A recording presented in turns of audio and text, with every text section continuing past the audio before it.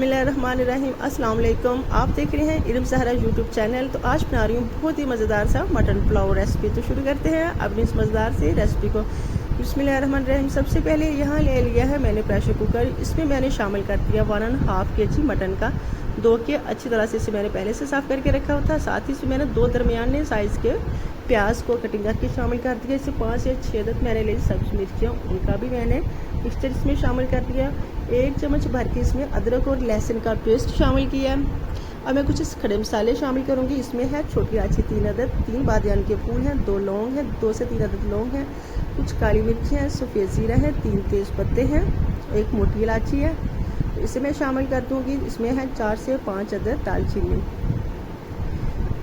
दालचीनी के टुकड़े भी बहुत अच्छा जायका देते हैं, बहुत अच्छा फ्लेवर आता है। इसमें मैंने शामिल कर दी कटोरी भर के दही की। साथ ही इसमें मैंने शामिल किया लेमन का रस, तकरीबन 2 से 3 लेमन थे जिनका मैंने इसमें रस शामिल किया है। अगर आपके पास अवेलेबल नहीं है लेमन का रस तो आप इसमें शामिल कर सकते हैं विनेगर भी, वाइट विनेगर भी। इसमें मैंने 1.5 गिलास पानी का शामिल कर दिया। इसके ऊपर लगा दूंगी ढक्कन। 1 चम्मच इसमें मैंने शामिल कर दिया नमक का। आप अपने टेस्ट के हिसाब से शामिल कर लीजिएगा।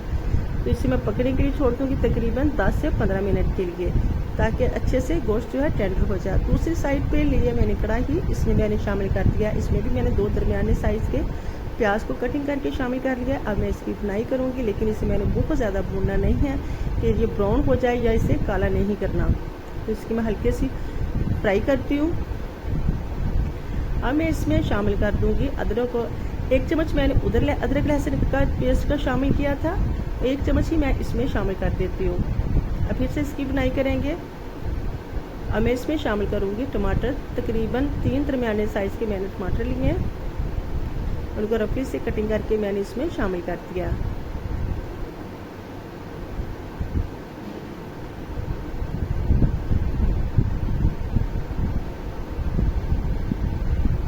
अल्हम्दुलिल्लाह बहुत ही अच्छी तरह से वो जो मैंने गोश्त रखा था वो अच्छी तरह से टेंडर हो चुके हैं। अब मैं इसमें वो शामिल करूँगी।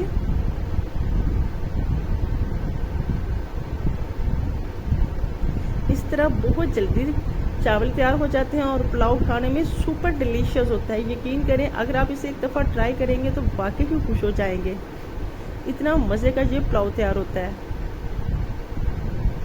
तो चलो जी, इसमें मैं कुछ स्पाइसी शामिल करती हूँ।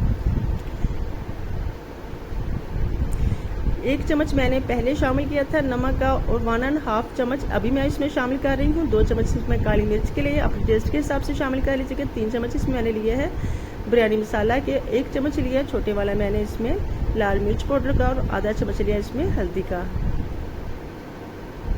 और फिर से मैं इसकी बुनाई करूँगी। तब तक अब मैं इसकी बुनाई करूँगी 5 से 4 मिनट के लिए, ताकि इसका जो घी है वो अच्छी तरह से किनारे छोड़ दे और अच्छे से जितनी भी गोश्त में थोड़ी बहुत कमी बेशी रहेगी वो भी ख़त्म हो जाए और अच्छे से ये टेंडर हो जाए।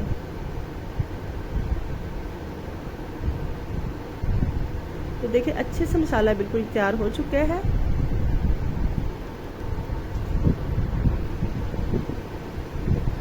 किनारों ने भी बिल्कुल घी छोड़ दिया। अब मैं इसमें शामिल कर दूंगी पानी।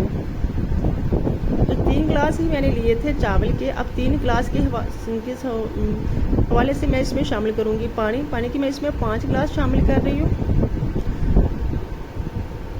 थोड़ा सा मुझे कम लगा इसलिए मैंने इसमें और शामिल कर दिया।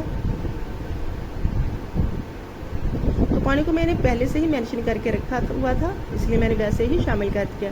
किनारों को अच्छी तरह से साफ कर लेंगे और इसके ऊपर लगा देंगे ढक्कन और इसे पकने के लिए छोड़ देंगे जब तक के लिए 2 से 3 बॉयल इसे आ जाए।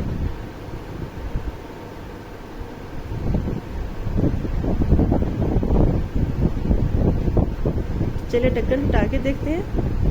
तो पानी को अच्छे से बॉयल आ चुके हैं। अब मैं इसमें शामिल करूँगी चावल सुपर कायनात के बहुत अच्छे वाले चावल हैं, बहुत अच्छी तरह से ये तैयार होती हैं और माशाल्लाह से इनका एक एक दाने में जायका नज़र आता है। खिला खिला हुआ ये चावल बनता है और बहुत ही जायके वाला सुपर डिलीशियस तैयार होता है।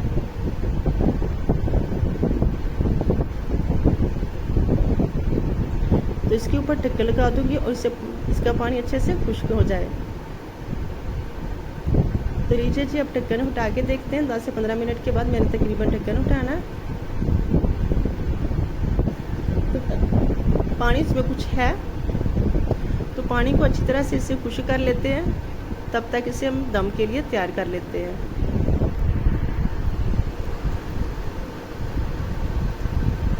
अभी इसमें काफ़ी सारा पानी है, तो पानी बिल्कुल अच्छे से इसका ड्राई हो चुका है। अब मैंने इसे दम पे लगा दिया तकरीबन 15 से 20 मिनट के लिए। लेकिन एक बात याद रखिए, जब आपने दम पे इसका ढक्कन हटाना तो फ़ौरन से आपने इसमें चम्मच नहीं चलाना है, इस तरह चावल टूट जाते हैं और अच्छे भी नहीं लगते। आपने चावल चूल्हे को बंद करने के बाद तकरीबन 5 से 10 मिनट के बाद आपने इसके ढक्कन को हटाना है। तो आपको तो यहाँ मैं ऐसे ही फील करवा रही हूँ कि जैसे मैंने अभी ढक्कन हटाया, लेकिन मैंने इसे 10 मिनट के बाद ही ढक्कन को पीछे किया है।